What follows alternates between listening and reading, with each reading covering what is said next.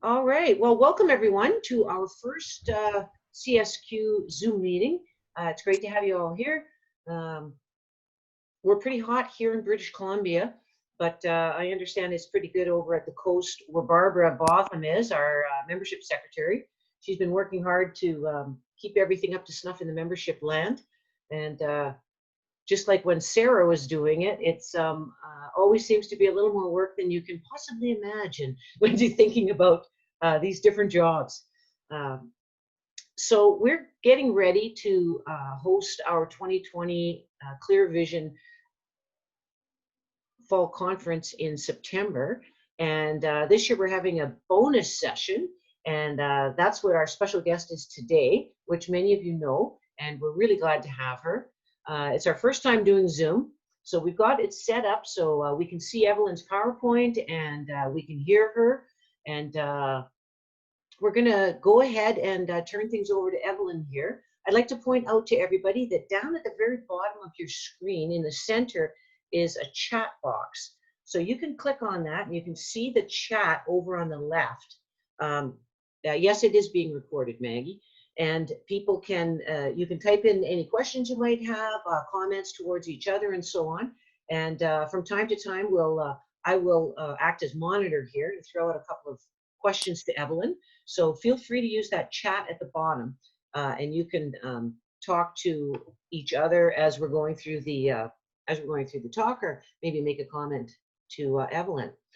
So Evelyn is not new to the Questers world, not at all. She's been on a mystical journey for a long time. She's developed a product series called Sound Essences, and she actually takes sound in different vibrations and frequencies and infuses them with essential oil and other secret ingredients into her mystical sprays that she calls Sound Essence. She's an international speaker.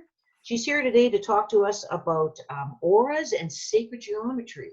And if you're a quester, you're a little bit familiar with sacred geometry and you know that's powerful stuff. So I'm really excited to hear how we can work with sacred geometry and enhance our auras, enhance our lives and our well-being, as well as our relationship with each other by being here on the call. Evelyn hails to us from, I was going to say Windsor. Hold on, give me a second. Lake Country. Let's go with Lake Country. British Columbia, here in the center of the Okanagan. We're really glad to have her with us. She's the founder of the Canadian Kinesiology College, and this is Evelyn right at the top here with the fancy glasses and the beautiful picture behind her. So why don't you share a few things with us, Evelyn? Thanks so much for coming on. Well, I want to do a big shout out for Maggie Davidson for organizing this, for starters, and Jackie for you to collaborate this whole event. And I want to really shout out to Questers. I think Questers was my cradle for an awful long time. There was many presenters. I remember going to see Glenn one time about sylphs and sitting in the chair going, okay, do I believe or do I not believe? Do I believe or do I not believe? And it was a real mind twister to say, okay, open up your mind, believe everything he says, and then when you go home, you can decide what you want or what you didn't want. And that was a real pinnacle point for me, because I just opened up my whole awareness to sylphs. So now I know about sylphs. So thanks, Glenn. And and a lot of other speakers. I've gone to some of the conferences, and Questers have always been in support of my work. So for you, I thank you very, very, very much. Well, I never, if you would have asked me what I wanted to be when I grew up, I would have never told you I would have bottled sound, not in a million years. But I want to preface this presentation and sharing with you that it was through the essences that I gained my information. Yes, I have accreditation as senior faculty for the International College of Professional Kinesiology, and definitely that was a groundwork. Yarrow Alpine from the Shuswap taught me about herbology, and I've got so many mentors that have taken me through, but on all essence, no pun intended, it's the journey of the sound essence that has taken me into deeper learning.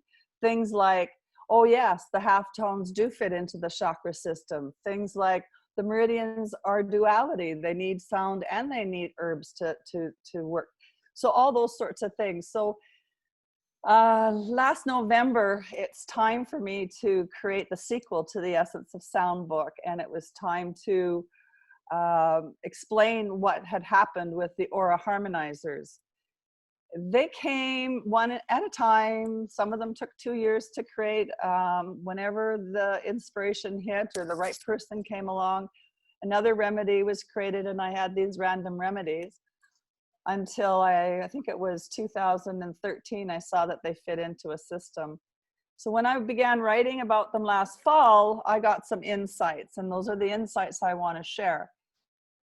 So there's one more thing I want to say before I continue. I am speaking to, I believe, to be the mentors, the spokespeople of metaphysical things. So this is just my rendition of how things are working. And golly, I'm kind of just presenting it to you in hopes that you'll say, oh, Evelyn, you've got that all wrong. Here's what I think. So this is what I came up with, and it feels right for me. But if it doesn't feel right for you, shout out, let me know. I mean, I'm speaking to the top brains of metaphysical, what do I want to say? Help me out, Jackie.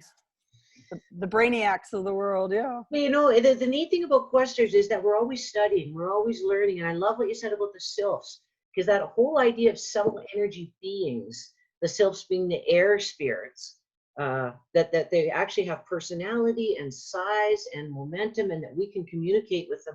I agree with you, Evelyn. It's just not something we learned about in school, is it?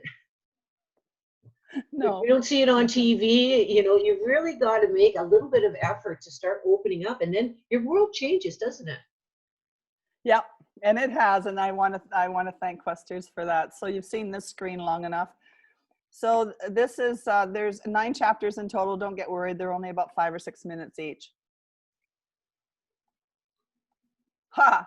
Okay, I was going to say. So my pointer didn't work. The aura harmonizers were created over about 5 years of time, one at a time. It wasn't clear to me yet at this point that they would become a system unto themselves. But sacred geometry was a theme of my education at that time, and some of the remedies were inspired by symbols and others by numbers. So numbers play a big role in understanding the fundamentals of sacred geometry and how this information creates a higher vibration for shifts toward higher consciousness. In the 3rd dimension, our reality is created by how we think, and as we shift in consciousness, patterns of light, so this is important, patterns of light. So sound is a pattern of light, color is a pattern of light, and geometric shapes all create a new truth. So if we're just going to talk about 3 dimensions, my system runs up to 5 dimensions and is starting to nudge into 6-dimensional stuff, but I'm just going to stay focused here on the aura. So the 3 dimensions of our energy field. This is really fun because it kind of puts everything into perspective. The meridians run up and down the body, the chakras run front and back of the body, and the aura surrounds us. So it's the side-to-side dimension. So that really puts it in perspective that we are 3-dimensional. So the vibrational communication coming into us from source, we've got the 12 passageways of the meridians. They interpret light. So we talk about the light passageways and the meridians. The 7 spinning vortexes of the chakras interpret sound and color. And the 7 radiating bands of the auric field interpret sacred geometry. And that's what we're going to focus on today. So the aura is the mental aspect of the 3 dimensions. So the meridians are the physical, the chakras are emotional, and the auric field is the mental. It interprets light frequency from sacred geometry and offers it to our mind. And so I just got a little aura lady there for you to get a sense of the 7 bands. And so this is how I've got it organized to sacred geometry. So the first band, some people call this the physical body. It's sometimes called the etheric body. I related it to the number 1 and to the dodecahedron. And the shape or the sacred geometry is the circle. And we're going to go, this is what we're going to go through tonight. The emotional body is also a 1, but comes from a different perspective, and it's working with spiral energy. The mental body, which is the 3rd layer, is working with the number 7 and the 9, and it's got some association with the labyrinth. The astral body is working with the number 3. 1 + 1 = 3. How many of you believe in that? The More Vescas magic. pieces, yes, that's right. That's the heart shape. The etheric template is working with the figure 8. So the figure 8 has a loop, so that's 2. And if we do 2 loops, it makes 4. And if we impose those 4 loops on another 4 loops, it makes 8. And it takes us from so as above, as below. So help me out. As above, so below. Yeah, there we go. Yeah, that's it. And the celestial body, which is the second to last, is working with the number 5. And that's all about regeneration, spiral energy, and the growth patterns. So I put the flower of life there. And the last layer is working with the Merkaba. I like the way you've put that together. Like with each one, the circle, the spiral, and so on. It just felt right the way you. I could feel it as you were talking about it. Well, like I said, I'm so happy to have feedback. And definitely the labyrinth for the mind, for sure. Good luck getting out of those tricky spots. So just a little bit of a snippet, just a little nugget to get a sense for the 7 bands. The etheric body is I feel physically. The emotional body is I feel emotionally. The mental is I think. Astral is opening up the heart. I love humanity. The etheric body actually takes things into action and shows I will. Celestial body is you're loving universally. And the etheric body is I know I am. So what's the difference between the etheric body and the etheric template body? Well, the etheric body is right next to the physical body. And if you want to divide the 7 bands of the auric field, you would divide them right here, sort of like at the heart chakra. So you'd have the 3 physical and then the 3 universal connections. So the etheric template is the first band that supports you in your consciousness shifting. So the etheric body is the doer, but the etheric template is the one that speaks about things, the one that manifests. Does that help? Yeah, thanks very much, yeah. See how quick that chapter was? So we can stop, Jackie, if you want to ask any questions. So we've got a few people have joined us since we started here. And I'd like to point out, welcome everyone. For starters, welcome to our Questers presentation here with Evelyn Mulders.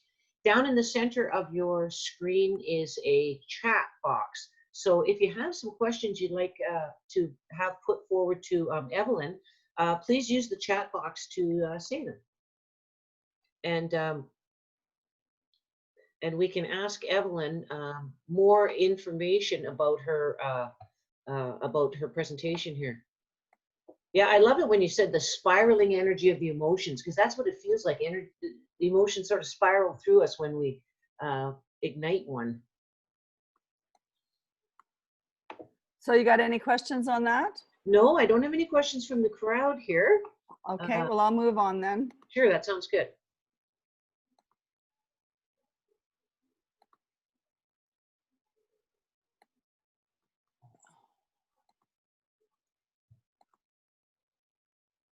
All right, there we go.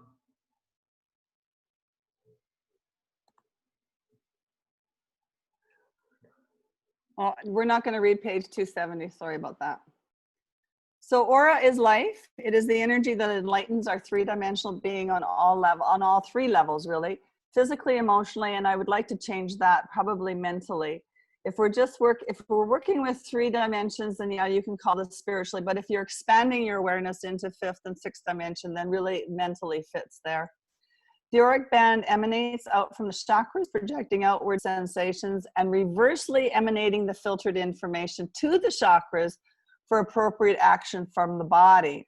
So it functions like an immune system by protecting us from harmful energy while absorbing beneficial energy. It's an immune system for the feeling or emotional aspects of ourselves. So as information is coming through, and if your auric field band is nice and clear and you're on your game, you're going to get the appropriate information from others and from source. But if you're like feeling kind of crappy, or you've got some hang-ups going on, or you're feeling kind of like you're not on top of your game, then this information gets muddied and it just makes matters worse. So it's important to keep your auric field band in top order. So it exists in 7 different layers, sometimes referred to as harmonics because of the color of the fields they emit. And we'll go through those colors as well. Each layer of the auric field is a body just as real and as alive as the physical body. Each layer is a mini world with its own sense of purpose. The magic of the auric field is in how these mini worlds intertwine and dance with one another. These layers interconnect with one another, determining our experience with our physical reality. So I've just given you another shot at the gal. This is the last time you're going to see her. That's it. So would all of those 7 layers and the 7 color layers, would they correspond with a given frequency, like a note in the scale, the 7 notes in the scale? When they talk about the auras, they really talk about the colors more so than the sounds. But of course, me with sound essence, I want to say yes to your answer or to your question. But the colors are not what we know. They're luminescent colors. Like we almost can't see them with our 3D eyes. They've got sparkles, and people, seers are able to articulate the colors of the auric field, but they can only do it with 3D languaging. That gets tricky, right?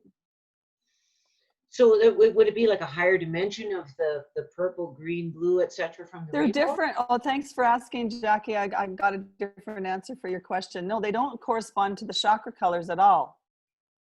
The only one that does is the mental body. It's still yellow. So it's colors that we haven't seen yet with these eyes, right? Mm-hmm. Because they exist maybe in a different dimension. Barbara Botham said she's loving what you're saying, and she'd like you to read a little bit slower so that you can follow along better. Because you're covering a lot of information, that's for sure. Okay, I can do that. I don't want to bore anybody either, right? No, it's not boring. It's I agree with Barbara. There's a lot of information in each idea you're presenting here. Okay, can you see my screen, or did I just? No, I think I did it. Sorry. Shoot. No, but share screen. Just a minute. I'll just get the rhythm here, and it'll take me. Oh shoot. This one I want. Okay, here we go.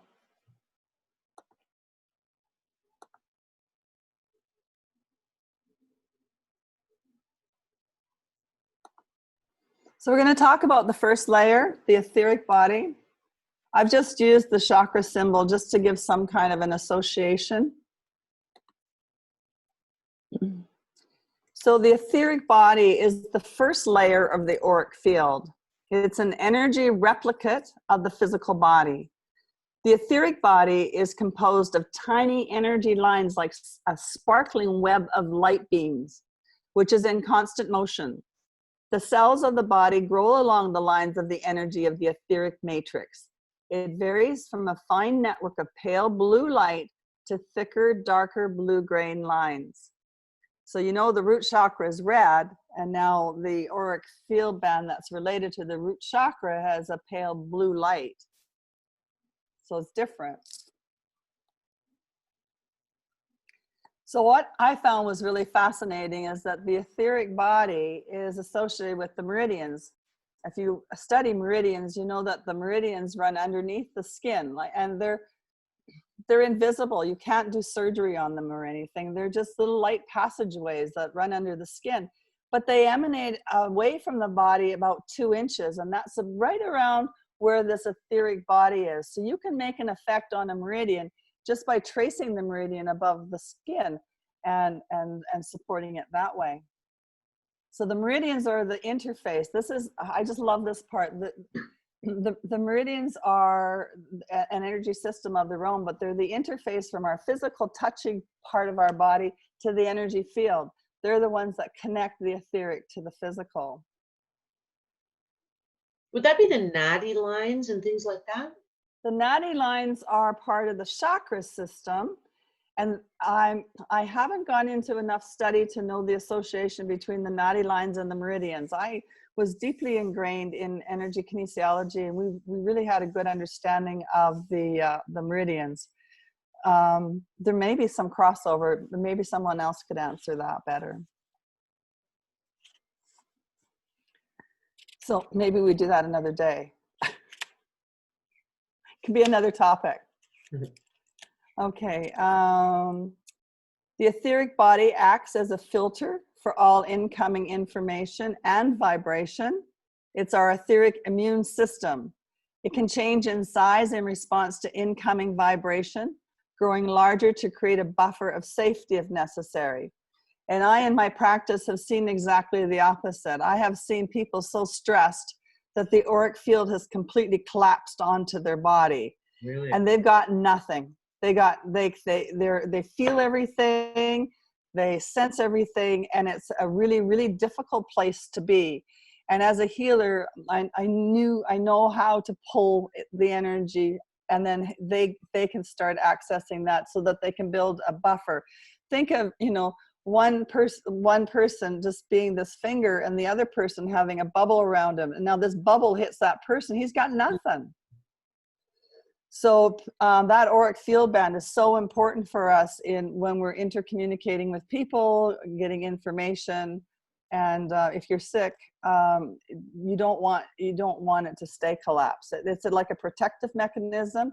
And once you can get your energy back, you just help lift it so that you've got some immunity, not just physical immunity, but emotional immunity for things coming at you. I've heard psychics say before that, and just see if you've experienced this too, that before you get sick, your body gets sick, there's generally some kind of an impact on the etheric body that they can see. And if you can change your attitude or fix up something in your life, you might be able to prevent the disease setting in. Absolutely, Jackie. Those aura machines, I know Maggie's got one in her shop. It's just a lifesaver. If I'm ever feeling kind of a little bit wonky or not quite myself, I go in and get it checked out. And it's either a shift of an attitude, or it might be some nutritional stuff, or you might have been hanging on too long to being mad at your sister. I don't know. It all has an impact. When you're talking about the etheric body like that, it seems like that's what we use to create our sacred space. When you were saying protective, and if we let that get broken down, then you can feel everything, and you just don't have that buffer, eh? You need a buffer, absolutely. And that's the importance of the meridians. So everything's not just all sort of linear, they all kind of flow in. So here's what you just said. By managing a healthy etheric body, we maintain the assets granted to us by the emotional and mental bodies, which are coming up next, feeling and acting appropriately in all situations. Assets, great word. So here's some key sort of feelings for the etheric body. This too shall pass. Life is but a dream. I shine. The etheric body is the energy body that directly interfaces with the physical body, as in association with the acupuncture meridian system. Meridian system transduces the electromagnetic energy from the etheric to the physical body, and that's what they call chi. The etheric body is the primary interface between the electromagnetic flow of the physical body and the auric field. The etheric body supports us physically by holding space, reflecting our feelings, and allowing us to express our spirit into the physical world. So if you were to do this as a workshop, then you would just sit quietly and just see how what your maybe your health or your well-being in the etheric body is. Do you live pain-free? Yes or no? Are you comfortable in your skin? Is it easy to be around family and friends? This kind of targets the issues related to the etheric body. Are you a doormat? Can you actually say no to others? Do you feel secure in yourself? Can you walk away from the crowd and do your own thing? Are you satisfied in where you live? And is it your business to wonder what other people think of you? So that's the things. The next slide is, and if anybody wants these, I'm very okay with my charts and things. So this is the product that relates to the etheric field, and it's not specially for questers, but I just left it in there. Actually, to be honest, I was lazy and didn't take it out. So here we go, the etheric body. I related to the monad, and here, when I look at the monad, I look at the circle, I get really excited because I see all 12 notes. And so that that helped me understand that maybe the etheric body is more about the dodecahedron. I'm not sure. But the dodecahedron, as we all know, is the last energy field surrounding our etheric body. So is it out there or is it here? So that's just some things I'm pondering. So the monad, it's just a circle, never starts or finishes. It's perfection and indicative of wholeness. Everything in the universe strives towards this unity. The circle is representational of our divine existence that surround us, moon and sun, and that resides within us, every atom of our being. So circles are everywhere. Ancient mathematicians referred to the number 1 as a seed, a builder, a creator of foundation. And then we'll just take a look at the dodecahedron. It comes from the hexad, which is a double 6. A double 6 reinforces the attributes of structure, function, and order composing whole events. So there's a whole understanding of the numbers and their meanings. And so when you indicate a sacred geometry, you're also making implications of the meaning of the numbers with all of this. Michael Schneider, exploring the universe with numbers, constructing the universe with numbers.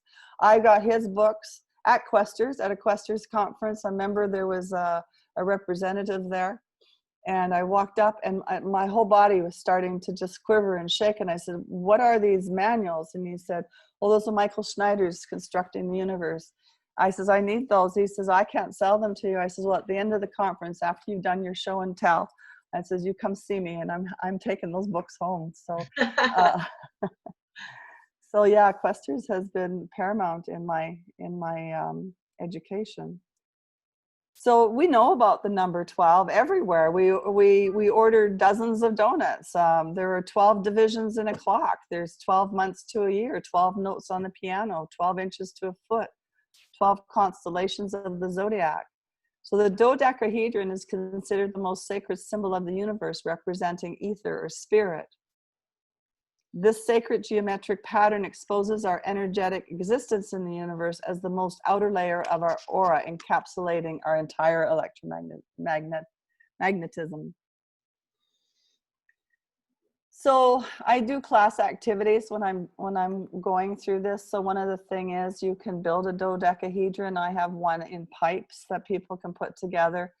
And that really is the gift in sacred geometry. It's not just reading about it, but is actually getting involved in it. Like, get your compass, get your protractor, start making circles on papers. That's what Malcolm Stewart shared with us many years ago, another Questers event. And when I was with him, he had us build a 7-pointed star in a circle. Were you there, Glenn? Yeah. And so if you know about a circle, if you know anything about a circle, you know it's 360 degrees, correct? So it divides by 1, 2, 3, 4, 5, 6, 7. You can't get a complete number. It just goes random off and off. 8 will divide, 9 will divide, 10 will divide, 11 sort of, and 12 really well as well. So to build a 7-pointed star in a circle is what they call trial and error mathematics. We used to have to do that in hydraulics when I was in engineering school and figure out the size of a pipe. But you get to a certain point and then you got to fix it, and then you got to readjust it. But Malcolm had us, through sacred geometry, he had instructions on the blackboard that you followed. And if your pencil line was sharp, mine wasn't, that's why I know this. If your pencil line was sharp, you could exactly get the 7 points in a circle. And while we were doing that, I had the biggest headache. I'm not a headache person. And I was starting to go a bit dizzy. And finally I walked up to Malcolm. I said, what's going on? He says, oh, he says, you're building new neurotransmitters in your brain with the sacred geometry. So if you want to do sacred geometry, do it yourself and just get involved. That's what I want to say, because it's the experience that gets the brain shifted into that thinking. That was Malcolm Stewart you're talking about, is that right? Yeah. Uh-huh. I was at that class, Evelyn. Wow. I drew a circle with a 7-pointed star based on his instruction on my deck walking into the house. Painted it bright red, and then the circle was like yellow on the outside. You're right. There was a magical feeling every time because it was big enough that you could stand on it, and it really felt cool.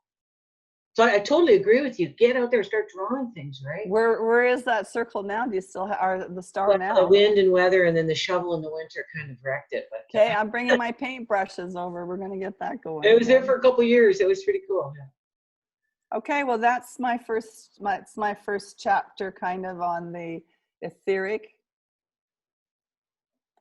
Any questions about the etheric? Let's see. We covered a lot of information. Well, there's six more layers.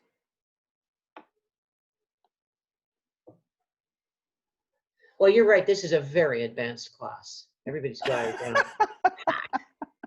You're funny. Either that or they're very advanced participants. They're spinning. Their heads are spinning with all these images of sacred geometry. I doubt it. Colors. They all know them. They have them. Seen. They've drawn them in their house as well.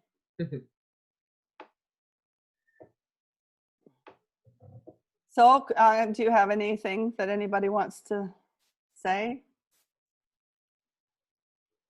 No? Nope, no questions right now. You might as well carry on there, Evelyn. That's good. Is this of any interest to anybody? You all okay? Interest everybody on this call. Yeah. Evelyn is awesome. Thanks, Tyson. Wait till I get to the assemblage point part. Oh, no, that's not part of this presentation.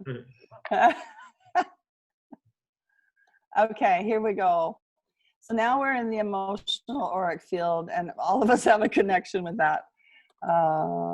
Emotional body. Here's another picture that's related to the sacral chakra. As you can see, I just did that just to kind of get a little bit of a sense of belonging where we are. So the emotional body is fluid-like, and it appears as clouds of constantly moving multicolored light of all the colors of the rainbow, including white. So if you know the sacral chakra is orange, this is nothing like that. Clear and highly energized feelings such as love, excitement, joy, or anger produce bright, clear vibrations. Those feelings that are confused produce dark, money vibrations. We talked about that a little earlier. So the senses related to the emotional body, I love to feel alive, and the only constant in life is change. I have the power to create and to transform. So the emotional body helps us to creatively and emotionally express ourselves in a manner that exhibits our true nature. Well, yeah, that doesn't always happen. So it's really, for me, it's really important to have my emotional body in check. So emotions exist as a vibrational pattern that then interface with the physical body, which transpires into feelings. So it's coming in from the outside. It's just sort of dumbing down through the 7 layers so that the body knows what to do. Feelings are then experienced on the physical level, which drive us into action. The purpose of the emotional body is to both protect us from external energies that could harm our feelings and to register realities by awakening or deadening certain feelings. We don't have the PowerPoints on the screen here. Well, that's a good thing to know. Thank you. Where did you guys go? We're getting a couple of comments in response to your request, Evelyn.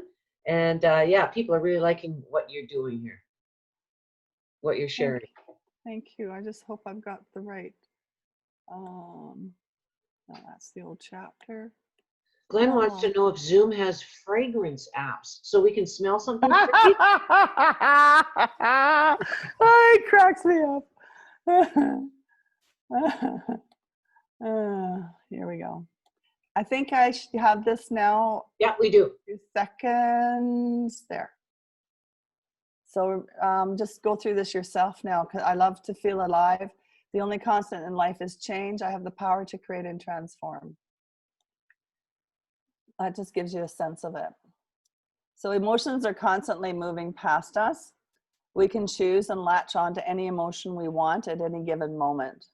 The saying, "this too shall pass," is an indication to how we move through change.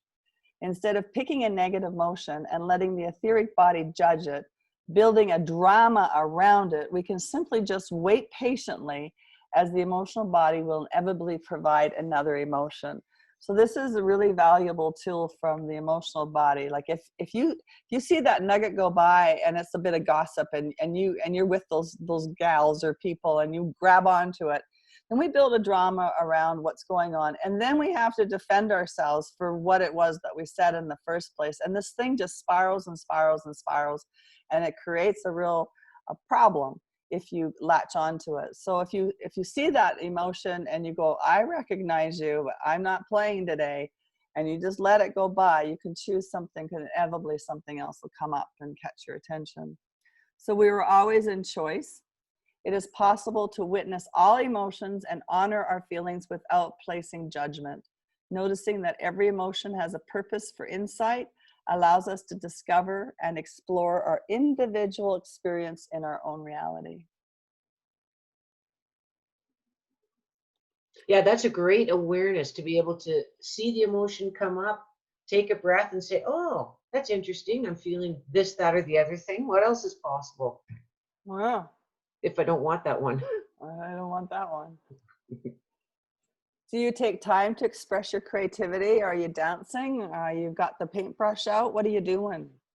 Do you find pleasure in movement or exercise? Do you do things just for fun? Do you feel lovable without an active sexual life?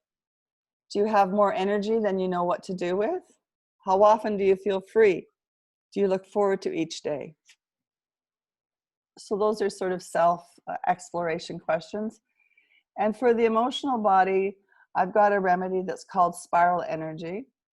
And you can see it's working with the chakra ray symbol. And when I put these two together, I was doing a happy dance, because it's just so exciting, because that's what Reiki does. It helps shift emotions, it spirals the energy, and for healing. I put the chakra ray as a number 1, because Reiki comes from source and is pure for perfection. And it's symbolically a symbol. The circle has been a universal symbol of ideal perfection and a divine state that always exists around and within us. The ancients considered the circle perfection, wholeness, unity, divine order in the universe. 3-dimensional perfection is a sphere, globe or earth, and the planet on which we reside. The circle represents unity, for which all the universe strives. The circle is the starting point for all the other numbers and their symbols. I think I have a little bit more on the circle. Yes, there are 3 aspects of the circle. There's the center, the circumference, which is around, and then the radius, which is just a line from the center to the circumference. And that creates the space within. These 3 aspects relate to the 3 principles of the monad: equal expansion, cycles, and efficient space. These 3 principles are the foundation of all that we know to be life. Everything seeks unity or divine order. Our earthly illusion of separateness keeps us from recognizing our divine identity within oneness. If only we could settle into the idea that we are a divine creation and live in a whole and beautiful, harmonious wonder world. So do you have a secret method for achieving that, Evelyn, that you could just quietly share with all of us on this call? Yeah, I do. I'm just wondering where my symbols got to. But anyways, I think this is when you wake up in the morning and you say, "Where's my gift?" And then the little girl on the school bus waves at you as you're standing on the side of the road. Or the cement truck driver lets you into the traffic when you're trying to get out of Costco's. Or, right? Those little Right. gifts. The magic just starts popping up. You just have to be sort of alert to see it, right? Yeah. Somebody comes over with a bouquet of roses from their yard. Yeah. It sounds like being in the flow. Yeah, and that's, you know, if you think about the sacral chakra, it's all about movement, whereas the root chakra is all about stability and foundation. The sacral chakra is exactly the opposite. So this emotional layer in the energy field has got a lot of movement to it, a lot of flow, like you said. So spirals are the purest expression of moving energy, which makes tapping into spiral energy a valuable vibrational tool for transformation. This energy spins in our etheric field, connecting us with all of nature and all of creation. The spiral represents matter in motion, from the smallest atom to the double helix of our own DNA. To the largest galaxies, the spiral represents motion that is continuous and infinite, and that is the foundation of the chakra ray. So I had a gal come in one time in the clinic, and she was suffering from this face pain. It just kept attacking her. And so in my clinic practice, I usually start with reflexology. That's my way of connecting and getting to know the body and so on. But I couldn't stand it with her. I had to get her up on the kinesiology table. So I said, "What's going on?" And she says, "It just won't stop." So in my finger moding, remember I was telling about the finger moding before we started the conference call with the kinesiology, I found spiral energy. So in the kinesiology protocol, we had to figure out if the spiral starts little and goes big. Does it start big, go little? Where in the body is it? Is it clockwise, counterclockwise, spinning from large to small or small to large? And how many rotations? Well, I was getting halfway through, and of course I'm dyslexic, so I was starting to scratch my head, which I had done and which I hadn't done. And finally I went, I had just 3 days before that had created the spiral energy mister. So I went running into the alchemy room. I came back into the doorway, and before I even walked into the room, she screamed. And I was a little bit, I was walking on eggshells with her. And I thought, now what the heck, what has happened? What have I done? I said, what? She says, well, as soon as you came into the room, the clinic space, she says, my pain went away just like that. Wow. And that's the power of spiral energy. Yeah, and we use it in our kinesiology practice. So this golden spiral shape is seen everywhere in nature, minerals, shells, trees, plants, spiraling growth, while offering complete balance. The spiral form has an absolute integrity in structure. It can be stretched or contracted, but it will always return to its inherent spiral organization. Spiral energy has two characteristics. Now here's the number thing: balancing motion and self-replicating balance. And I'll give you an example of that on this next slide. Right here at the bottom. This will help you understand the spiral energy. A ram's horn. So, you know, they keep growing, but they don't ever go off of balance. And you look at these sheep's horns, as every year they get bigger and bigger, and you think for sure at one point they're going to fall over. But it's the spiral energy that keeps them stable. The golden mean spiral is the shape of love itself in its simplest form. It's considered a doorway that connects the material world dimension with the heavenly dimensions. The spiral is a sacred symbol that reminds us of our evolving journey in life. The spiral supports our consciousness to accept the twists and turns of our lives. We are conscious energy systems winding through our existence along an endless path of spiral transformation. Accepting change offers freedom of the mind. This too shall pass is a favorite phrase and offers the idea of embracing the moment because things will never be the same again, for better or worse. It is what it is.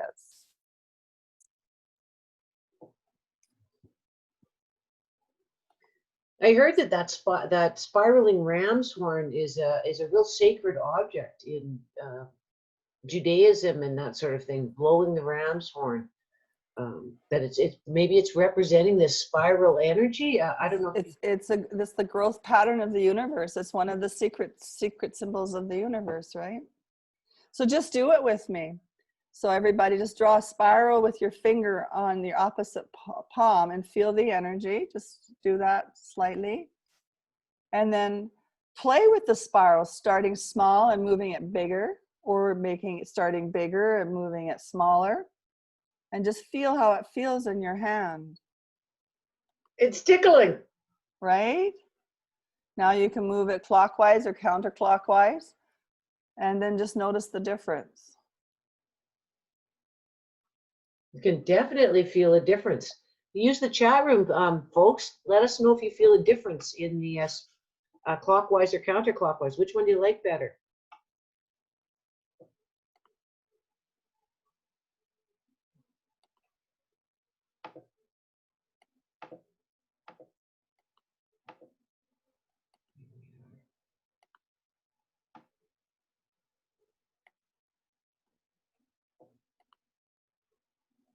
It definitely tickles, but I can feel it tingling too.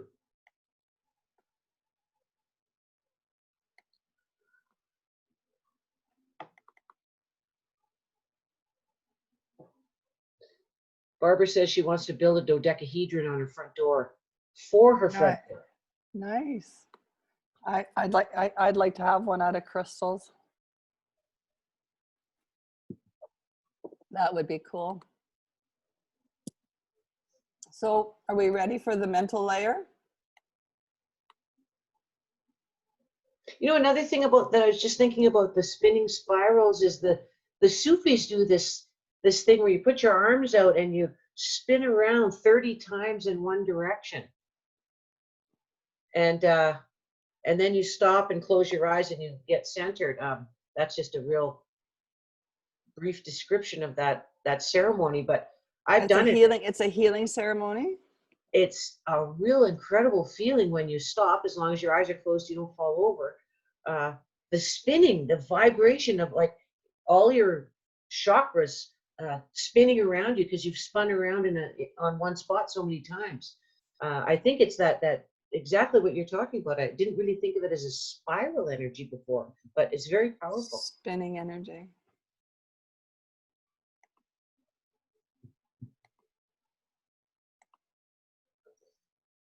Okay, what happened there? We heard expanding clockwise feels good. Both of them feel good. Maggie says clockwise is towards the physical and counterclockwise is toward the spirit. Nice. And if you ever have a pain in your body, you know, something that's come on kind of suddenly, do that spiral energy with it, and then you'll notice which direction, and then try it from big to little, little to big, and it'll help move the pain. I'm going to try that. I've got a sore hip right now. I got another tip coming up in a couple of chapters here. So we're on the mental auric field, so that's the third layer. So I think in 5 out of my 9 slides, we're on the 5th. So just so as you know that it's not going to go on forever. So the mental auric field. Now the mental body is composed of still finer substances radiating out in light lemon. Like I said, this was the only one that had a correlation with the chakra. Out in light lemon, bright yellow, and gold hues, like rays of light. Excuse me. It is inherently structured in its nature. Yellow is the color of intellect and of mental activity. The mental body extends from the physical body out past the emotional body because now it's the third body. Now the mental body was a little, I haven't got there yet. I let go of all that I no longer need. I love who I am. It's safe to express my true potential. So the mental body generates thoughts as vibrational patterns that can be called thought form. Thought form is the way in which the mental body can transmit ideas to the brain for screening, manifestation, expression, and possibly action. The mental body gives the body the ability to discern abstract thoughts and make decisions. The auric body, the auric body allows our mind fields to interconnect with other mind fields, creating a holism of thought and learning that moves beyond our time-space continuum.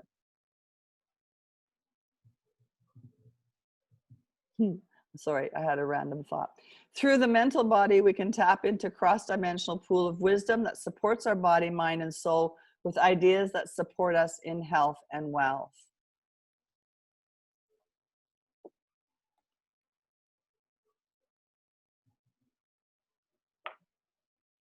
So the vibrational patterns picked up by the mental body appear as symbols and interprets them, providing us with reasoning, thought, and a plan.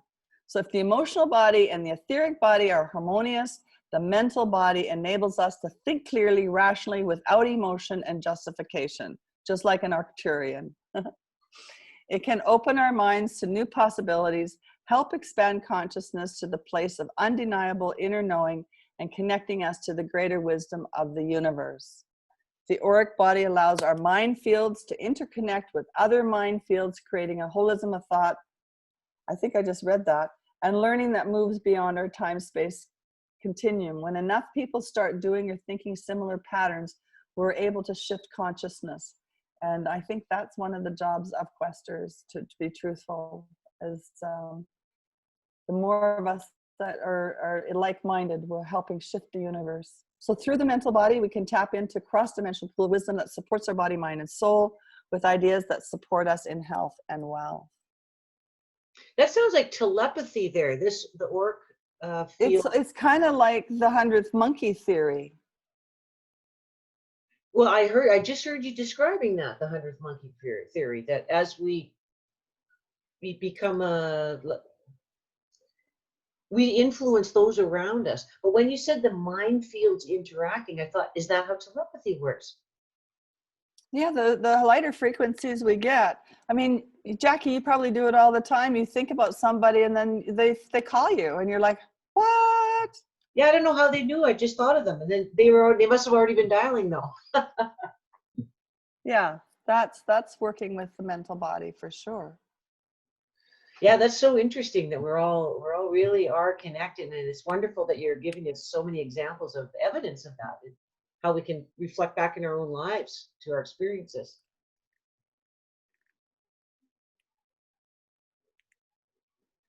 So I was once told, and I don't know exactly about this, but for every one of us that raises our vibration, we're helping others that can't do the work to help raise their vibration. And the end objective from the perspective that I'm working with the remedies as such is to shift consciousness.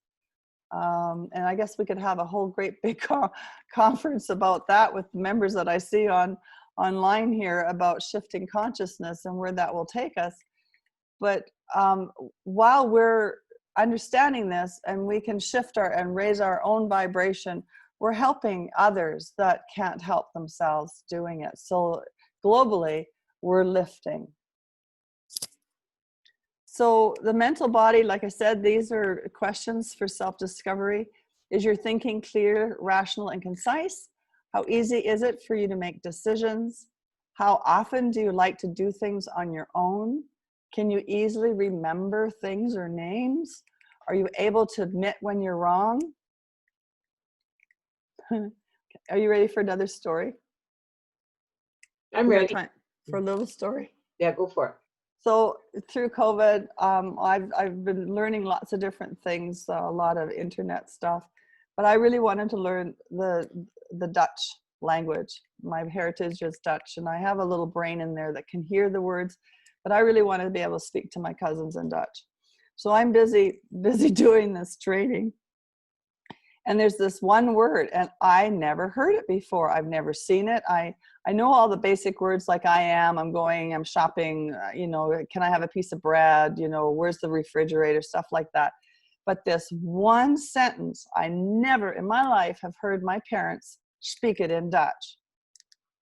It was, I'm sorry. And so I went back to my father and I said, Dad, I said, there's one word in Dutch that I couldn't hardly even write it and I never heard before. He says, what's that? I said, I'm sorry. He says, yeah, you wouldn't have heard that in our house. So are you able to admit when you're wrong? That's where I went with that. Can you quickly shift gears in your thinking? Are you capable of taking good care of yourself? Now, this particular symbol that you see coming up is kind of like the Shirenta. What was interesting with this remedy is that I wanted to highlight the numbers 7 and 9 for some reason.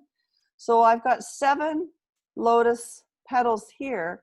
And if any of you are familiar with the Sei Sanjeevanis, this is the prayer card for the whole body.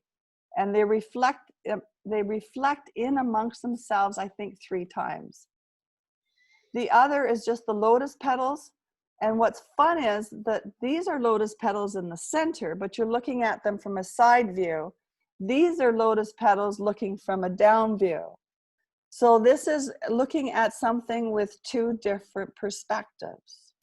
And that's really the message of the mental body, is how to change perception.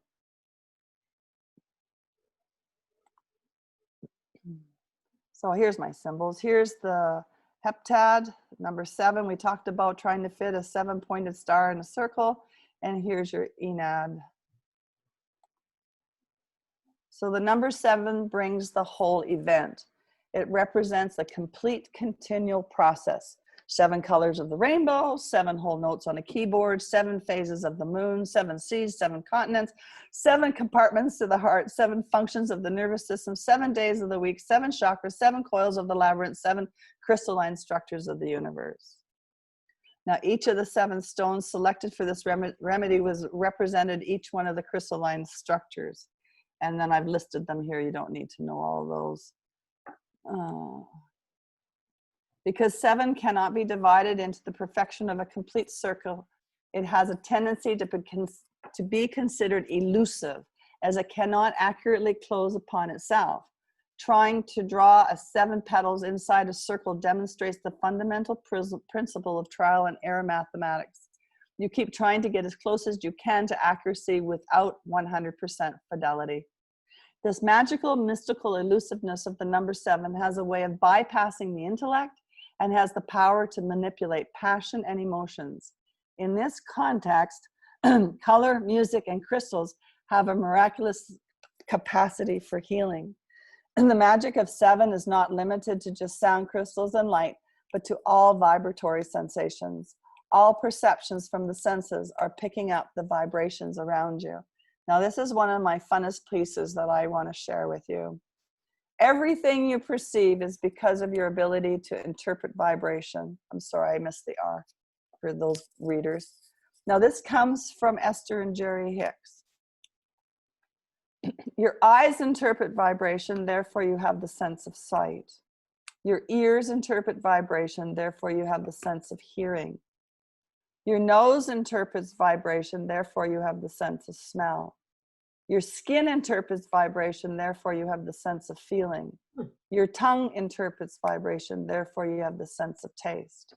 And so when I was exploring that, I realized, well, I believe that there's 7 senses, not just 5 senses. If there's 7 chakras, there has to be 7 senses. If there's 7 bands of the auric field, there has to be 7 senses, but nobody talks about them. So I just made them up. Your pineal gland interprets vibration, therefore you have the sense of light. And your mind interprets vibration, therefore you have the sense of thought and intuition. Nice. That's a quote by Evelyn Mulders. All right, all right. No, So that makes sense. Right? Why would you miss out this one and this one? Right, exactly, yeah. So every structure in the universe is attuned to nature and natural order. By using your 7 senses, you can tune into the melody, join the choir, and sing along. All right. Susan mentioned there's also 7 deadly sins. Oh, that brings me to a whole nother story. So I had I have a distributor in Italy, and she brought that up. And she says, do you have anything for the 7? She didn't name them the same as deadly sins, but anyways, So I said, I'd like you to look at the heart tones line, because we have the cherish, passion, abundance, gratitude, forgiveness, peace, and believe in there. And so I went through the whole thing with her. If you have enough passion, you won't have this. And if you have enough gratitude, you won't have that. So we went through the 7 sins with the 7 heart tones. So stay tuned. So you've got something to counterbalance it. Nice. The 7 sins. I'm not going to call them that, though, Jackie. I'm not going to call them that. Good idea. So 9 represents perfection, balance, and order. If the number 3 is holy and complete, 3 times 3 is a multiplier for this optimum expression of harmonious magnificence. 9 scores the highest achievement in any undertaking. 9 has the propensity to surround, enclosing the essential aspects of any event into a whole. It represents the pinnacle of possibilities. Nothing lies beyond the principles of 9. The number of ancients referred to it as beyond the horizon. There are very few representations of the number 9 in nature. However, discovering the lotus seed pod as one, I found it necessary to include in its vibrational secrets to the remedy. Oh, sorry, I was trying not to put anything about my remedies in here, but a few things slipped in, I'm sorry. The number 9 is linked to the labyrinth. The labyrinth is a path designed so you may never get lost. Each step into the labyrinth offers healing and restoration. Taking a journey on the labyrinth offers your soul a safe place to contemplate life and gather intuition. As you start toward the center of the labyrinth, you take a journey with your own brain clutter or indecisions, and while traveling through the channels of the maze, you explore with your mind and body how this imbalance is affecting you. Once you reach the center of the labyrinth, you offer the labyrinth gratitude, release your worries, opening space for a new outcome. As you walk out of the maze, you contemplate your new way of being from your new learning. Your soul is rested. It's better than a day at the spa. Enjoy the revelations that come your way. And so I think as the class activity, you can just draw a circle, try to create 7-pointed star in it, or you can get, you can print a labyrinth off the computer and then just do a finger labyrinth. You don't actually have to walk a big labyrinth. You're just quiet in your own home, and you can get little wooden labyrinths. And then there's a man named Tony Christie. I met him in Ireland, and he has labyrinth wisdom cards, and they're glorious. And he talks about the association of all the 7 chakras with the labyrinth. And then, of course, you can look up the Sanjeevani, I can never get that, the prayer cards. That was a wonderful description of a labyrinth, Evelyn. And I wanted to mention one more comment that came in from Glenn when we were talking about the spirals and doing the circles and the spirals on places of pain and that sort of thing. He mentions that Tellington Touch 18 years ago used a Q-shaped finger spiral to calm animals.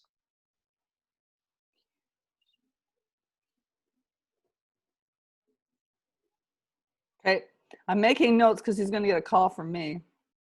Yeah,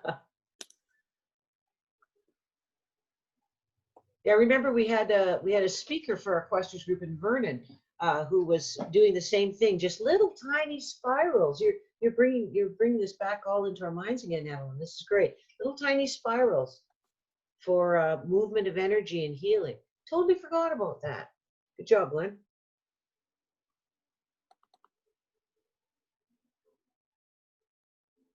How are we doing? We're doing great. Would you like to go on to your next section? Going on to the heart now.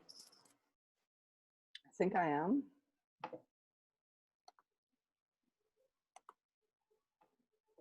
Dun, dun, dun, dun. We'll just remind everyone there's a chat box right at the very bottom of your screen in the center. And if you have a question for Evelyn, please type it in there as we go along. So the astral body is the bridge between the lower 3 sort of physically related auric field bands and the spiritual ones. So the astral body is shapeless in form and is composed of clouds of color more beautiful than the emotional body, which are infused with rose pink light of love.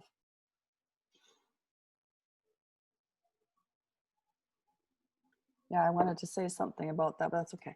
It is associated with the heart chakra and it extends from the physical body out past the mental body. On this level, a great deal of interaction takes place between people. Cords exist here between people in close relationship, and these tear when the relationship ends. I am free. My mind is filled with light. My heart is filled with love. I am a spark of the infinite. The astral band links us to the astral plane, the dimension that our spiritual guides and teachers reside. We will travel home to this astral plane in times of need when we require help beyond the physical. Via a silver cord, we visit this astral plane when we are children and even when we as adults become students of the universe at night. It is in this astral layer that we store our cords and contractual agreements. So the astral body keeps records, categorizing all of our life experiences and memories by our relationships to them. It's a storehouse for everything about us. It's a storehouse for our DNA patterns.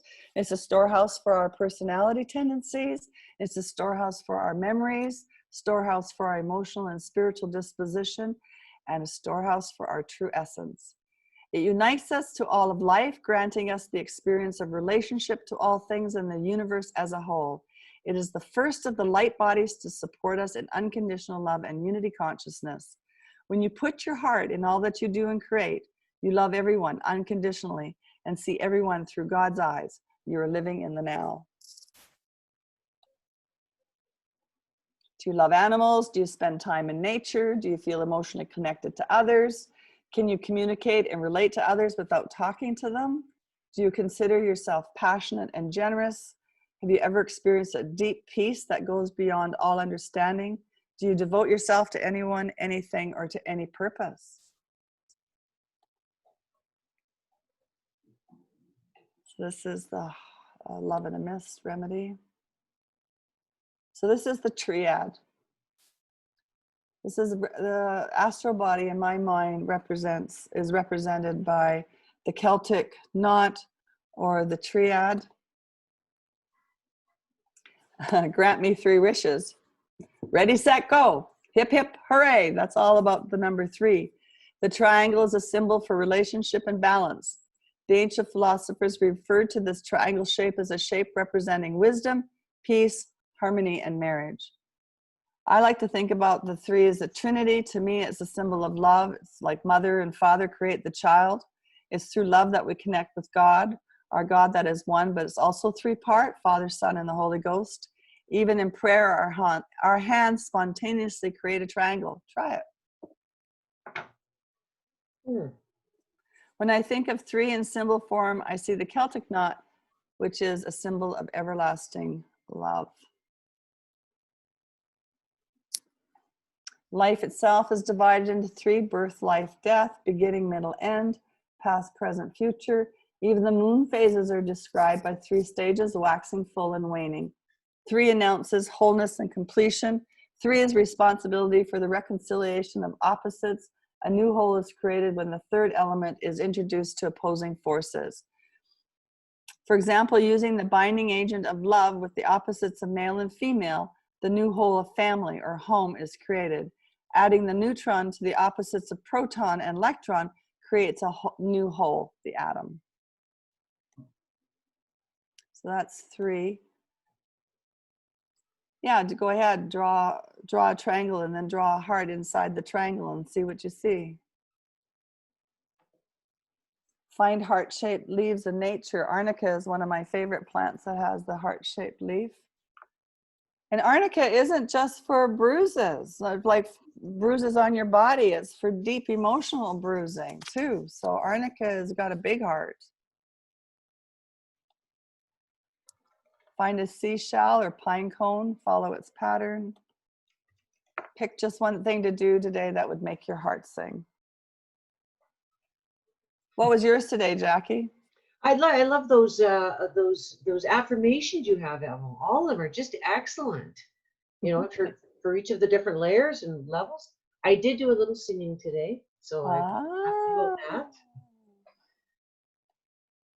Happy about that. You do have to make an effort to do these things, don't you? I had my water ski this morning. My day is complete. All right, all right. Well, the lake doesn't get much warmer than it is right now. No, it was flat calm. It was like a mirror this morning. And that only happens maybe 5 times in the... Okay, I'm getting there. Sorry. So this is the one you were kind of curious about, Jackie, the etheric template. Even though it has the same beginning like the physical one did, like the etheric body, this is a template. And I like, when I see the word template, I think of the word blueprint. Can you see my screen? No, we can't see your screen. But you know, I was going to, when you said, sorry, because I couldn't see anybody. I was like, am I doing this right? No, we can't see your screen right now. But when you mentioned the template, just describing it now, and before you had said that's sort of your throat chakra area, it made me think of the word. First, there's the word. First, there's the vibration, and then there's the creation. So in that sense, it's like a template, right? Yeah. What we say, that vibration that goes out to create things in our lives. First we, yeah, how does that go now? First we think about it, then we speak about it, and then we feel it in our heart, and then we feel how it relates to us, and then we start making it happen, and then it manifests. Mm-hmm. Great, mixing it with the emotion. So this is the fifth layer. It's the light body, which contains all the forms that exist on the physical plane in a blueprint.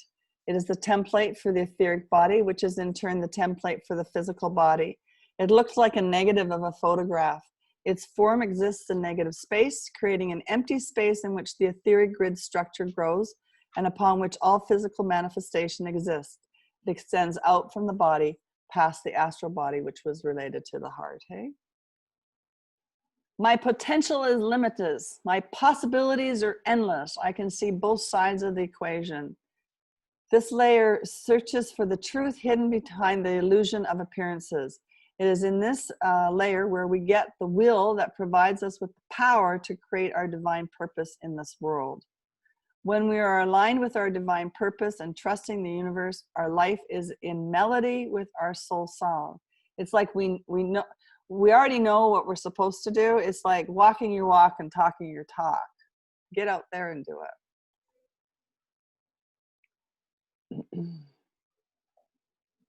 So we read this already. The etheric template is an etheric reflection of the physical body's organs, glands, and structures, the meridians, and the chakras. Healers recognize that healing in the energy field without the mass and density of the physical body is highly effective and more efficient. Shifting the vibration for the purpose of healing physical signs and symptoms can be done in the etheric template, especially if we use sound.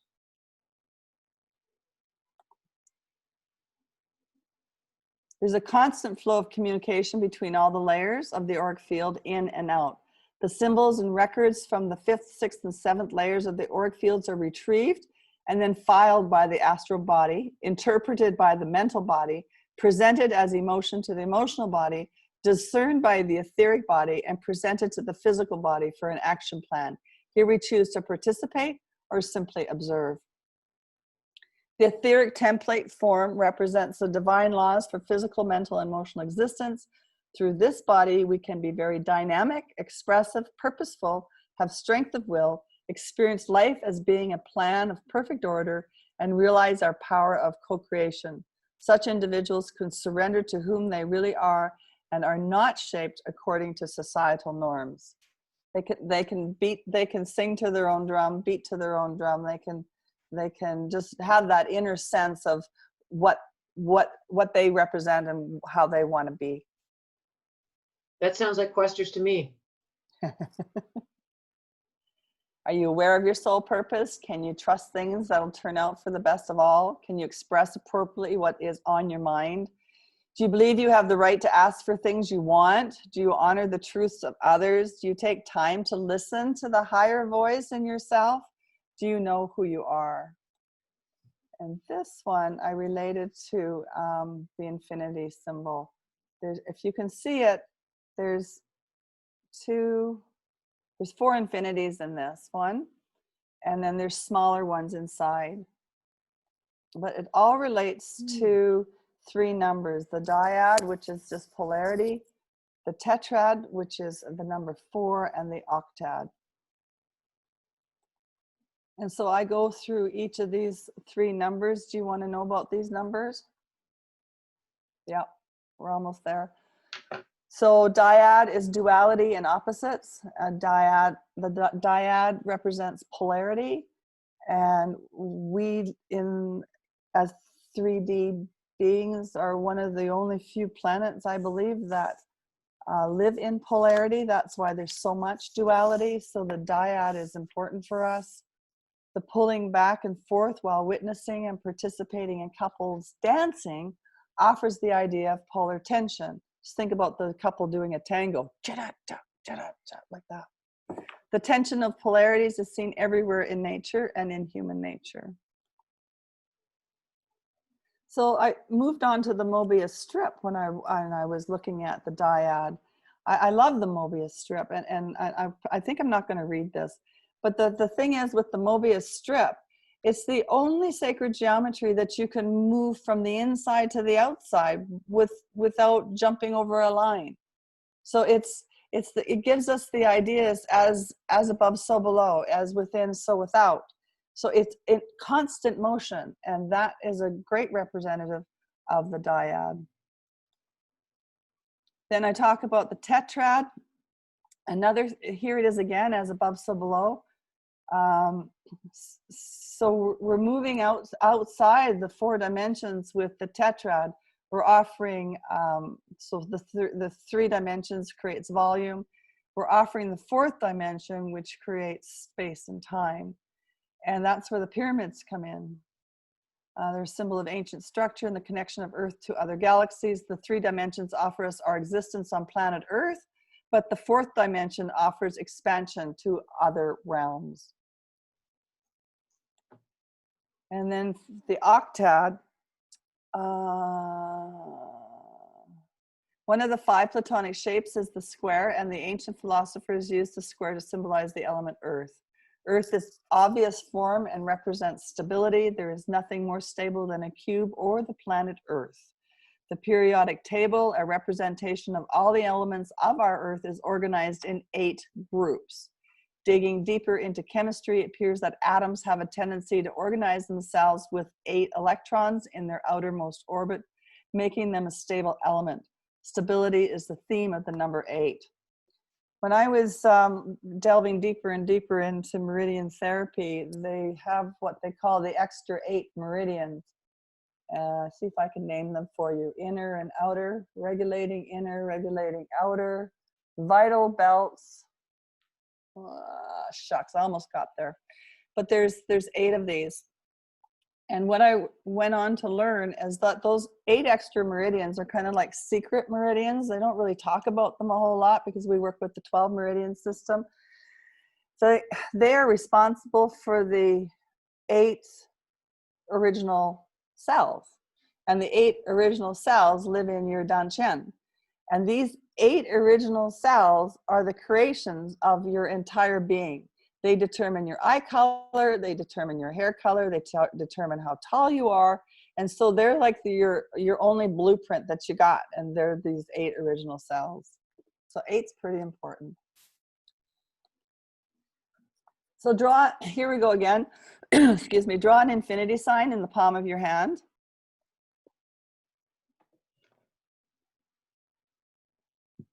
And then raise it a little bit higher. And make it a little, not raise your hand higher, raise the,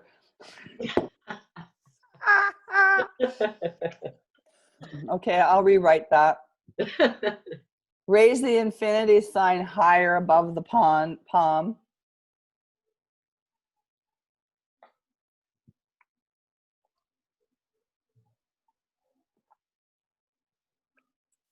Make it bigger, make it smaller. So the figure, excuse me, the figure 8 energy is an important healing tool in energy kinesiology. And my son at the time, I think he was 6, he went to kindergarten, and all the little girls were falling off the swings or falling on the ground, and he'd go running over and he would just do the figure 8 energy. He'd say, "Where's your boo-boo? Boo-boo," and he'd just do the figure 8 energy around them. So the kindergarten teacher pulls me aside. She says, "That kid of yours, she's just is such an empath." And I said, "What makes you say that?" She says, "Anybody that gets hurt, he just waves his hand around them, and inevitably they all get up and they feel much better." I says, "You'll have to come to a Touch for Health class someday." I said, "He's using healing tools in the playground." Yeah. So if you're doing that over a wound or a sore, and it feels like it's feeling worse, just go the opposite way, and it'll soothe itself. Nice. That's the infinity. Okay.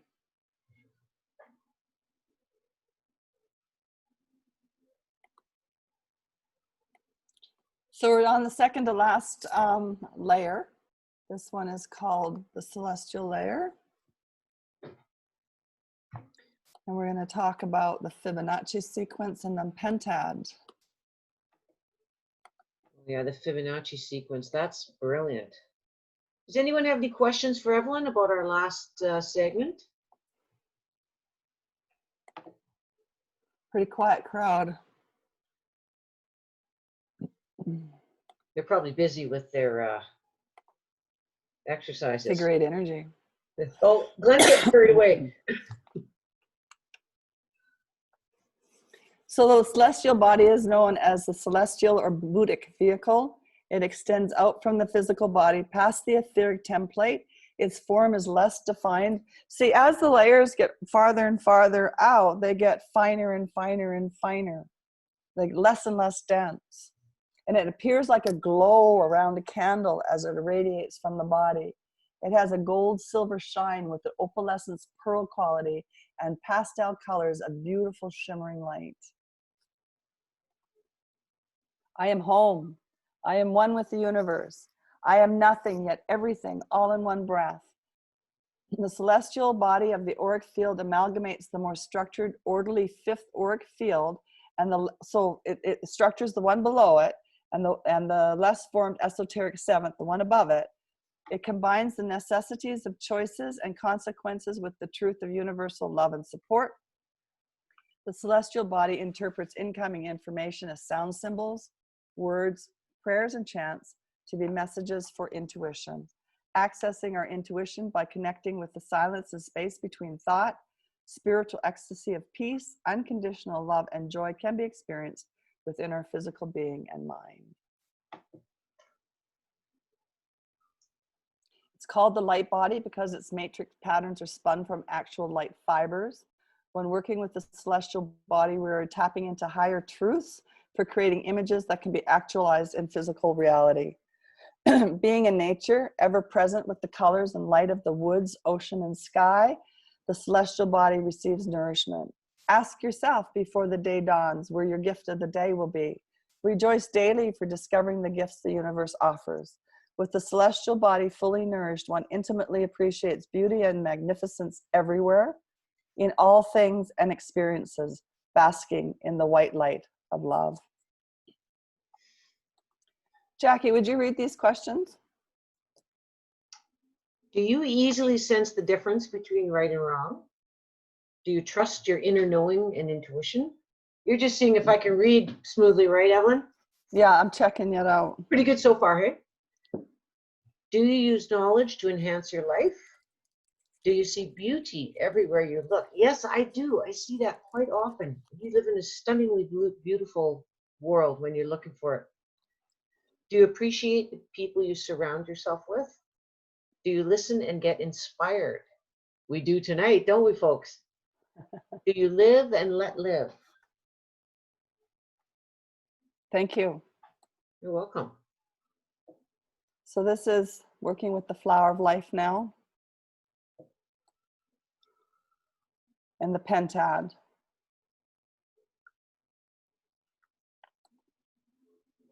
The pentad represents a new level of planetary design. Hidden in the shape of the pentad is the creation of life.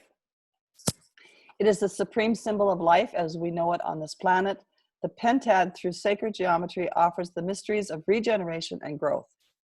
It exposes the Fibonacci sequence demonstrated by the growth patterns of pine cones, ram's horns, and seashells, and the phi ratio responsible for the growth patterns of humans.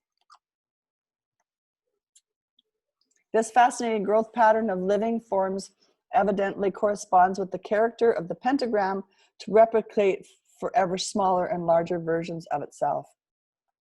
Pentagrams have the propensity to duplicate within themselves endlessly, which is simply the design of regeneration. If we delve deeper into new science and try to understand the chaos theory, which is the principle of fractal mathematics, repeating the same shapes and different scales is the pre-science. The ongoing growth from within is the principle of regeneration and the pulsing rhythms of natural growth. Plants, music, seashells, spiral galaxies, the human body, and everything associated with fiveness in nature has this propensity to growth. You know, we love the five because we call it, you know, you get 5 stars, 5-star hotel. There's always 5 points in a flag. You know, we use 5 a lot to show excellence. 5 petals on the flower quite often too. Well, the 5 petals on the flower, Jackie, you just tapped right into that. Tells you that that flower is edible. Oh, good one. Yeah, and like if you look at the bottom of fruit, I think apple, cabbage, orange, they have 5 pentads. So that's a general sort of a rule if I'm ever get lost in the woods, which I never will, ever, Yeah. hopefully. Yeah. But if you did and you had to eat some 5 petals is sort of the rule, hey? That's good to know, thanks. The key to this regenerative pentagonal geometry is associated with a system of self-generating numbers 1, 1, 2, 3, 5, 8, known as the Fibonacci sequence. The farther you go into the sequence, the more more precise the end result becomes as it propels itself towards the ideal. The ideal balance of life symbolized by the letter 5, or otherwise known as the ratio of life, is this number 1.618. With phi being the governing integral for structuring nature's form, it grants us a secret key to our inner selves. The soul follows the body. It's like a shadow. When we recognize beauty in nature and around us, our soul leaps into fervency because we unconsciously sense internal balance, reminding us of our own infinite depth and beauty and inherent spiritual propensity to regenerate. Regeneration starts with you being the center of your universe, spiraling into infinite possibilities. Dan, that's really where it starts. You mentioned that earlier too, taking care of ourselves, right? Number 1. Number 1, take care of that, and from there, Yeah, like they say, when you're on a plane, put your mask on first. you can hold the vibration and share it with others, and like you said, lift it all up a little bit.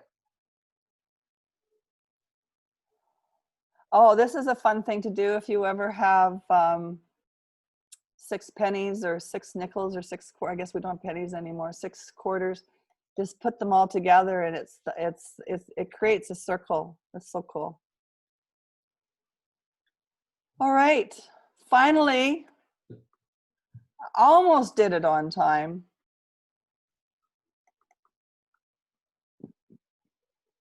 I wasn't sure. I didn't go through it completely. Well, I think everybody's enjoying it. You're covering some really great material. Thank you. So this is the final band. Am I screen sharing? Not yet. Oh, for 5 cents.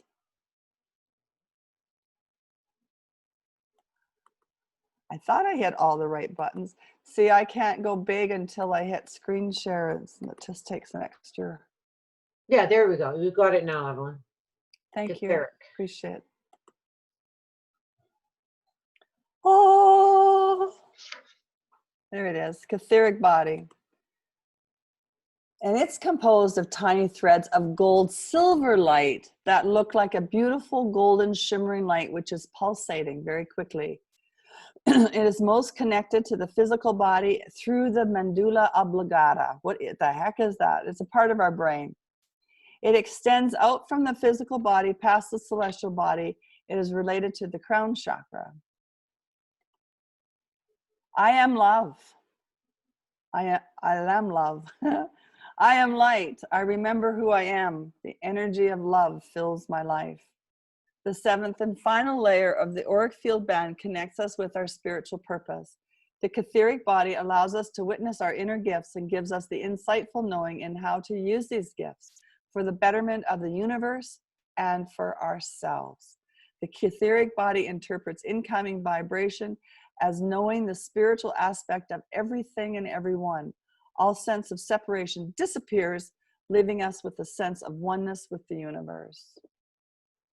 And final number, oh no, I'm not there yet, sorry. The etheric template coordinates, choreographs, and regulates the functions and activities of all the energy fields. In so doing, it provides powerful guidance and direction for the energy system as a whole. Like a conductor of a symphony orchestra, the etheric template directs the efforts of all the light bodies to produce a meaningful experience. Okay, Jackie, your turn. Etheric body. Do you feel that you are divinely guided and protected each and every day? Yes. Do you recognize your inner gifts? I don't know. Are you living your life on purpose? Yes. Are you experiencing serenity in your everyday life right now? Definitely right now. With all of the sacred geometry flying around my brain, definitely right now. Do you feel like you belong? Do you give thanks for the opportunities that life gives you? Do you dream? Thank you, Jackie. And so this is the final one, and this is working with the Merkaba. I called it Stargate. And it's working with the hexad. The number 6 represents harmony, balance, synthesis, and unconditional love. Hidden in the hexagonal star are some of the secrets of life. The tube torus, the seed of life, the Metatron, and the Merkaba.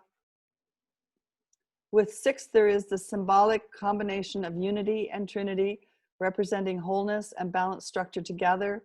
The geometric principles with the number 6 are structure, function, order, and space, power, and time. The hexagon is nature's way of using space optimally. If you can look at it again. Oh, I didn't show you that right. That's a pentagon, so I don't have a cube here for you. I'll get one of next time we do this. Beehives use the hexagon as a shape to keep their hive operating at optimal function. Life would never exist without the hexagon or the beehive, for that matter. Relating to life, water is a universal aspect to our existence of life. Water, in its crystalline formation, is hexagonal, and when frozen, offers us the divergent patterns of the snowflake. And like the snowflake, our cells packed together in a hexagon pattern, offering that omnipresent diversity in human creation, no two individuals ever being identical. The interlacing triangles of the Merkaba symbolize the union of two principles of forces in life. The meeting of above is as below heaven and earth, or the opposing forces in nature, the centrical and the centrifugal, thank you. When combined, these forces create the tube torus. The tube torus is the representation of life, one spiral moving out and the other moving in. The Merkaba is used as a vehicle for interdimensional travel and represents time and space. The Merkaba is in the center of every cell. It is the center of our heart. Our complete light body is held in the center of the Merkaba. The Merkaba is the root geometric shape of Metatron's cube, wherein is held 13 secrets of life on this planet. I sat one day with a list and I think I got up to 9. So I have to do some more research. It is said to be the fabric of the universe and is visible at cellular levels. It contains the Akashic records, or information from the platonic solids from which all life springs. So the class exercise is when we were at the Flower of Life, you would have made the circles, and now you would have drawn the lines to attach the center of all those circles to make your Merkaba or your Makaba, however you want to say it. That concludes my presentation on how sacred geometry affects the auric field band. Well, we're getting some really nice comments here. Wonderful presentation, you know, doing a great job. Yes. Yeah, I think everybody's liking it. Does anybody have a comment or a chat or final questions for Evelyn before she takes her leave of us here?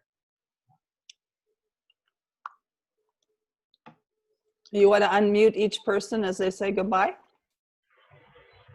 So it's Maggie here, and I would just like to say thank you, Evelyn, for so graciously sharing your information. It's magnificent. Thanks so much. Thank you. Yes, this was this is Barbara. This was our gift today. It's a wonderful gift. It'll last a lifetime. And it'll take me a while to go through it all and discover more. Thank you. This is, I'm remembering Malcolm Stewart's presentation, both in Harrison Hot Springs and then in Salmon Arm many years ago. And you're bringing up all the key points that he was bringing up. And one of the things that he taught, which we haven't got into, is the music. And the only one who understood what Malcolm was talking about was Jackie in that class. Yeah, that's right.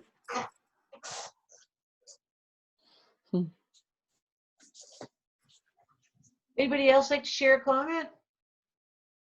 Yeah, it's nice to have Malcolm's work come up again.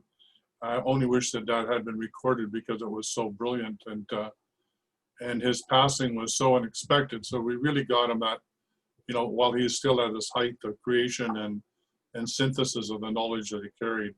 He was a really amazing man. So it's nice that you're carrying on many aspects of his work, Evelyn. That I really appreciate that. Thank you for all this amazing information. It will take quite a while to digest. So thank you.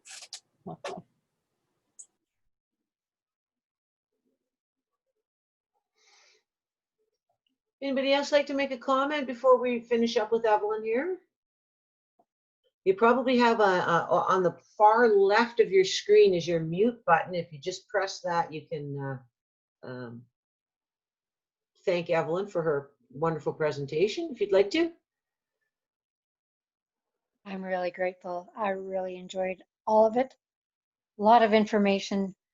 A lot of it was over my head. A lot of it created a lot of questions and really good thoughts. It's an amazing compilation. Thank you so much. You're welcome. It's all in a bottle. I have your bottles. I know you do. I know you do. That's why I said that. Oh, you're so sweet. Yes, it's Esther and William here. Yeah, I bought one of your sound essence bottles last time I was there. I think it's the general one, or the all-inclusive. Not too sure what it is, and the book. But anyway, certainly like to delve into it again, and yeah, I look forward to receiving your presentation tonight. Yeah. Are you sending all these? You recorded it, Jackie? Blah, blah, blah, blah, blah. I'm recording it right now, yeah. So yeah, and then you're sending it to everybody? I wasn't planning on sending it anywhere. I have no idea what to do with it once it's recorded. Okay. But I'm sure that there are some people that weren't able to be here with us during this time. So I'll do my best to figure out how to set the recording up somewhere so that people can go listen to it. Okay. This is a real learning curve here. A number of people of members asked me in the last few days if it would be recorded because they had other things going on tonight. And I was able to tell them, yes, it will be recorded. So Being I don't know, recorded and being able to watch it are two different. we'll have to figure out how they can access it. But Jackie, I can help you with all that. So just give me a phone call and I'll tell you how to do that so you can share it with everybody. Okay, because we'd like to, Tyson. Thanks. Right. It's really nice that we brought up Malcolm Stewart and his, or that you brought it up originally, Evelyn, and the workshop there, because drawing actually, like Evelyn's been telling all of us here, actually getting your pen out and drawing some of these things, or getting a compass and making circles and making a vesica Pisces and setting your point of your compass right on the edge of the circle, and you'll start, if you keep doing that, you'll eventually draw a beautiful flower of life. It'll manifest on the page in front of you, and there's definitely something magical about these symbols. I just wanted to share, I don't know, sometimes I don't know where to start, but with Malcolm Stewart, I was so taken with him. And I mean, I've gone through all of my teachers, and I went to him and I said, are you taking students? Because you would be my choice for my next mentor. And he was on his way to England. So I'm flash forwarding 10 years, and I've got this idea that I need to show my creative expression. I mean, the essences are one thing, and I'm not a singer. I don't know music at all. I couldn't play you a tune if my life depended on it. But I wanted to do something, so I chose stained glass. And I found myself making sacred geometry pieces. Oh, nice. And I feel like Malcolm's in the glass studio with me sometimes, because he too was the creator of stained glass. So I love that guy. So I'm glad you guys love him too. Stained glass with sacred geometry? Sure. Wow, that sounds fantastic. Oh, he did. Malcolm did stained glass. He was a stained glass artist, a musician. Gosh, he had so many accolades. Well, we were happy to have Malcolm join us and teach us as questers, and as we're all very happy that you joined us today, Evelyn. Where he was at? So we want to thank everybody. Thanks everybody for showing up today. This is our first CSQ Zoom conference. We will be doing the fall conference using format, probably this one or something very similar to it. And if we need to have another test run beforehand, we'll definitely be testing the playback on the video and seeing if we can make it available to more questers to tune in at a more convenient time for them. But we're really glad everybody showed up here today. So we'll give a big hand for Evelyn. And we know she worked hard to put all that information. That's a lifetime of her studying and us getting the wisdom of it. So thanks very much, Evelyn. Thank you for having me. Evelyn, why don't you tell everybody where they can find you online if they want to take one of your courses or look into more of your products or your book and so on. Well, if you're in the Salmon Arm area, Maggie Davidson has all the product in the shop, and Spirit Quest books. And Spirit Quest books. And the shopkeepers are now running off of these fans. And so you can go through each system. I've got 5 dimensions now. I've got the meridians for the physical, the chakras for the emotional, the auric field band for the mental. I've got the heart tones for the electromagnetic field. And I've got the archangels for representing the holograms. So I've got 5 dimensions of work now. And I did stumble upon something in my journey. And I think I've talked to Tyson about it 100 years ago. But 2 of the remedies will actually put an assemblage point into place. And that's a whole nother presentation unto its own self. But it's kind of enticing to, you just use another discovery fan, right? And then you find out where the assemblage point is. And then you use the combination of the 2 sprays in the hologram. And then you reassess with the self-discovery fan, and you can see how you've come to center. So they can find all of this stuff on soundessence.net. yes, ma'am. www.soundessence.net. How's that? That's it. That's Okay. Thank you. All right. Well, we're going to close off our meeting now and wish everybody a rest of a wonderful summer. Hope you're having a good time, and do enjoy making your own sacred geometry. And we'll be in touch with you through the next letter to the membership. We'll let you know what's happening. Keep you informed. We've got a great fall lineup coming up, and Paul Heller's our keynote speaker, and he's also going to do a post-conference workshop. We're just working out, Susan and I will be working out how the timing on this goes, how the scheduling goes, but we know Paul for sure is going to be 10 a.m. on Saturday, which was the actual center day of our conference. So we're keeping him on that, but we're thinking that the other presenters will probably do on Tuesday evenings, like we've done here with Evelyn, so that people have an opportunity to catch more of them at a time. So good night, everyone. Evelyn, thanks again for joining us here. Thank you. It's and nice we'll to let be you all with know about the everybody. recording. Okay. Bye-bye. Okay. Okay, goodbye, everyone. Thanks, Evelyn. Bye-bye. Thank you. Thanks for stopping in. Okay, bye-bye. All right, and me for all.